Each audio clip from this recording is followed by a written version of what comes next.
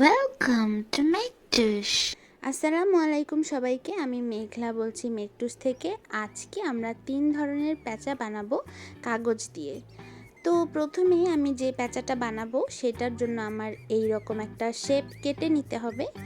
তাই আমি একটা পাতলা কাগজ এখানে নিয়ে নিয়েছি আপনাদেরকে শেপটা কেটে দেখাবো বলে। এইখানে আমি কাগজটাকে 2 ভাঁজ করে নিয়েছি সমান করে, এবং ভাঁজের এক পাশে এইরকম শেপটা এঁকে নিয়েছি। এখন আমি সাইন পেন দিয়ে শেপটা গাঢ় করে আঁকবো যাতে আপনাদের বুঝতে একটু সুবিধা হয়, এবং এইভাবে করে কাটলে মানে এক পাশে যখন আপনি শেপটা এঁকে কাটবেন 2 পাশ সমান হয়ে যাবে কাটার পরে। তো আমি এরকম সাইন পেন দিয়ে আগে এঁকে নিয়েছি।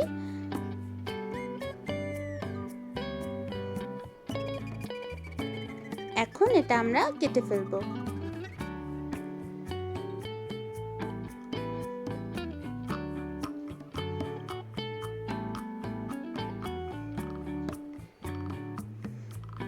এইভাবে এক পাশ থেকে কেটে নেওয়ার পরে যখন কাগজটার ভাঁজটা আমরা খুলবো তখন দেখা যাবে 2 পাশেই সেম শেপ আমরা পেয়ে গিয়েছি। এই যে এইরকম।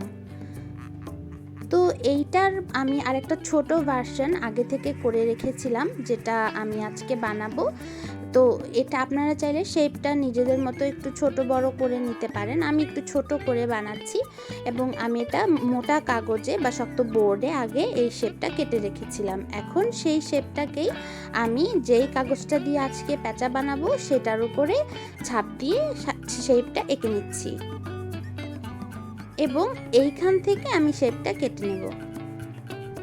তো এখানে আমি যে সাদা কাগজটা ব্যবহার করেছি সেটা হলো সুইস বোর্ড। সুইস বোর্ড কাগজটা একটু শক্ত টাইপের কাগজ হওয়াতে ক্রাফটিংয়ের ক্ষেত্রে খুবই উপযোগী।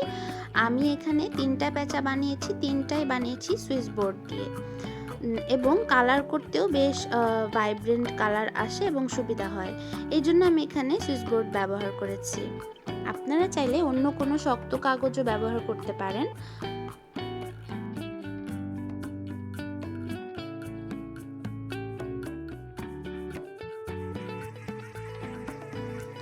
শেপটা এইভাবে সুইস বোর্ডে এঁকে নেওয়ার পরে আমি এটাকে কেটে ফেলবো।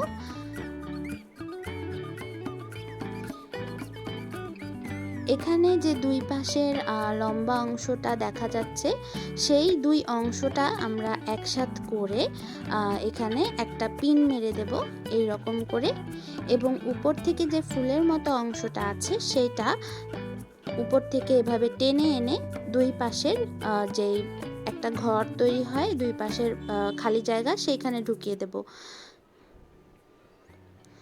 এবার নাকটা এভাবে আমি বানিয়ে লাগিয়ে নিচ্ছি। নাকটা আলাদাভাবে কেটে নিতে হয় এই রকম ট্রায়াঙ্গেল শেপ করে। এই প্যাঁচাটার একটা বড় ভিডিও আমি অলরেডি আমার চ্যানেলে করেছিলাম। তো সেইখানে আসলে আমি এত ডিটেইল করে শেপটা কিভাবে কেটেছি বা কিভাবে এঁকেছি সেটা দেখাইনি। তো অনেকেই আমাকে কোশ্চেন করেছিলেন এবং জানতে চেয়েছিলেন যে আসলে এই প্যাঁচাটার এরকম শেপটা কিভাবে আমি কেটেছিলাম, পুরোটা কেন আমি দেখাইনি। সেই কারণেই আজকে আমি পুরোটা একেবারে এঁকে দেখিয়ে দিয়েছি যে আসলে এটা কিভাবে আমি কেটেছিলাম বা শেপটা আমি কিভাবে এঁকেছি। এইবার আমরা চোখটা বানিয়ে নিচ্ছি। এরকম 2টা সার্কেল একসাথে কেটে আমরা চোখটা বানিয়ে নিব।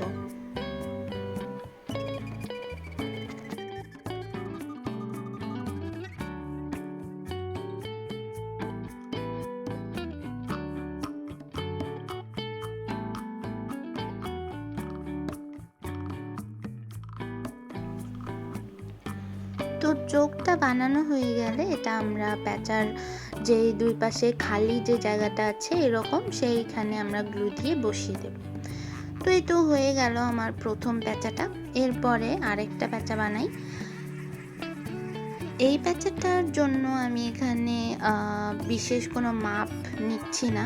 তো এখানে আমি জাস্ট একটা পেপারকে 2টো ভাঁজ করে নিয়েছি, এবং এটা হাফ বরাবর কেটে একটা ভাঁজকে এরকম রোল করে নেব। রোল করে নিয়ে উপরে যেই এখানে অংশ এটাকে একটু এইভাবে ভাঁজ করে নিলেই দুই পাশে চাপ দিলে এরকম একটু ইউ শেপের ভাঁজ হয়ে যাবে। তো এটা আমি একটু কাঁচি দিয়ে জিনিসটাকে একটা দাগ দিয়ে নিচ্ছি যাতে করে জিনিসটা ভালো করে ঢুকে যায় ভেতরের দিকে। যে দুই পাশে চাপ দিয়ে এভাবে আমরা জিনিসটাকে লাগিয়ে নেব। তো এটা হয়ে গেল প্যাঁচার শরীরটা। এবার আমরা এক্সট্রা কিছু অংশ বেঁচে গিয়েছে কাগজের, ওইখান থেকে দুটা পাখা বানাবো। তো এইভাবে যখন পাখা বা এরকম দুটা জিনিস একই রকম থাকে, সেই দুটা একসাথে কাটলে শেপটা ঠিক থাকে। তো আমি এই যে একসাথে দুইটা পাখা কেটে নিয়েছি এবং দুই পাশে দুইটা পাখা এভাবে লাগিয়ে নিলাম।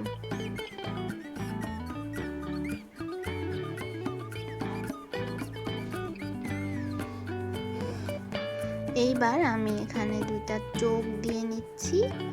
আপনারা চাইলে এখানে কিন্তু গুগলি আই যেটা থাকে, যেটা নড়ে চোখটা, সেই রকম প্লাস্টিকের চোখও আমরা দিতে পারি। সেই ক্ষেত্রে প্যাঁচাটাকে দেখতেও ভালো লাগবে। তো এই যে আমার আরেকটা প্যাঁচা বানানো হয়ে গেল। এরপরে আমরা চলে যাচ্ছি 3 নাম্বার প্যাঁচাতে। তো এইখানে আমি একটা পাতার মতো শেপ কেটেছি। তো এই শেপটা একটু গোল টাইপের হবে এবং নিচের দিকে চোখা। যে চোখা অংশটা সেইটা অ্যাকচুয়ালি হবে প্যাঁচার নাকের অংশ, যেটা উপর থেকে ভাঁজ হয়ে আসবে।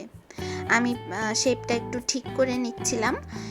এইবার এখানে উপর থেকে নাকের অংশটা এনে মাঝ বরাবর বসিয়ে দিব, এই যে এইরকম। এবং আবার ওই যে পাখা যেটা কেটেছিলাম দুইটা একসাথে এইরকম পাখা কেটে নিচ্ছি। তো আমার প্যাঁচাগুলো আমি একটু ছোট সাইজের করেই বানিয়েছি। আপনারা চাইলে সাইজটাকে কিন্তু আর একটু বড় করেও বানাতে পারেন। সেই ক্ষেত্রে আপনারা যখন রং করবেন আর একটু ইজি হবে আপনাদের জন্য। এইবার আমরা দুইটা চোখ বানিয়ে নিচ্ছি। যেটা বললাম গুগলি আই কিন্তু এখানেও আপনারা ব্যবহার করতে পারেন।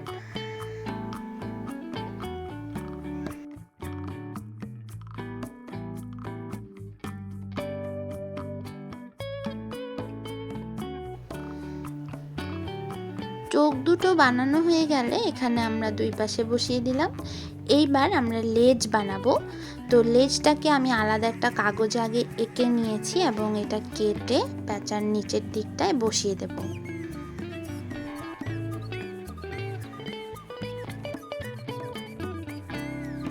তো এই তো আমার 3টা প্যাঁচা বানানো হয়ে গিয়েছে। এখন আমি এগুলোতে কালার অ্যাপ্লাই করব। এখানে আমি 2টা প্যাঁচাতে কালার দিয়েছি প্লাস্টিক পেইন্ট। তো প্লাস্টিক পেইন্টের যেটা হয় যে একটা বেসিক সাদা কালার আমি নিয়েছিলাম এবং সেটার সাথে আমি নতুন নতুন কালার বানিয়েছি পাওয়ার কালার অ্যাড করে। পাওয়ার কালার আমি বেসিক 3টা কালার কিনেছিলাম, লাল, হলুদ এবং নীল। তো সেই লাল, হলুদ, নীল দিয়েই আমি প্লাস্টিক পেইন্টের যে সাদা কালার থাকে সেইটার সাথে মিশিয়ে মিশিয়ে নতুন নতুন কালার বানিয়েছি। এবং কালারগুলো আমি এইভাবে অ্যাপ্লাই করছি। তো কালারটা সম্পূর্ণ নিজের কাছে, ডিজাইন, কালার এগুলো আপনি আপনার মতো করেও করতে পারেন।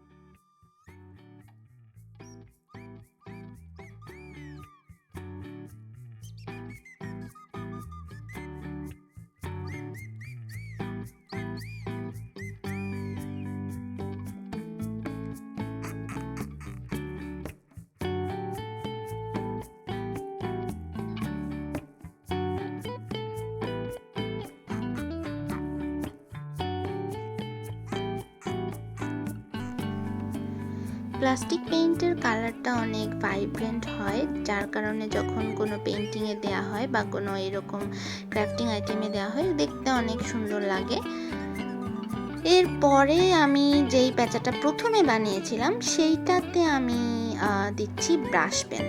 তো ব্রাশ পেনটা আমি আসলে এর আগে কখনো এরকম ক্রাফটিং আইটেমে ব্যবহার করিনি। এইটা প্রথম আমি একটু পরীক্ষামূলকভাবে ব্যবহার করে দেখতে চেয়েছিলাম যে কেমন লাগে, এবং করার পরে জিনিসটা অনেক সুন্দর হয়েছিল আসলে। তো আপনারাও এরকম ব্রাশ পেন দিয়েও কালার করে দেখতে পারেন। সুইচ বোর্ডের উপরে ব্রাশ পেন ভালোই সুন্দর একটা টেক্সচার দেয়, ওয়াটার কালারের মতো। আমি এখানে ব্রাশ পেন দিয়ে কিছু ডিজাইনও করে নিচ্ছি।